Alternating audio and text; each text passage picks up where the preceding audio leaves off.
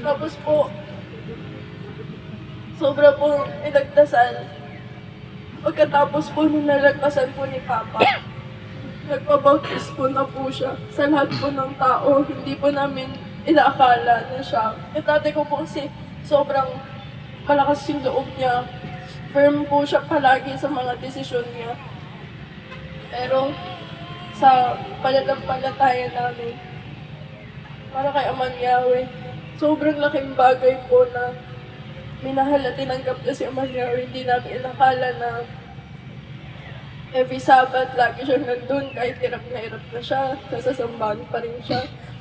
Kahit nasa higaan lang siya, gusto niya nandun siya sa sambahan, kada Sabbath.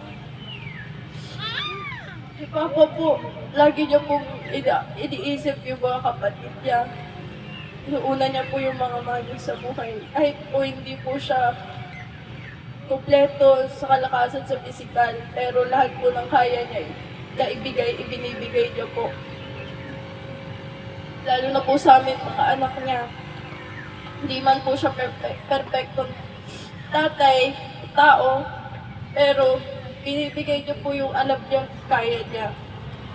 Lagi ko po naririnig sa mga tita ko at tito ko na sobrang mahal daw po ako ng tatay ko kasi po, lagi po kami magkasama.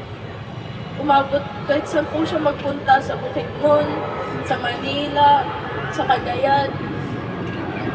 Di po kayo iniiwan ng tatay ko.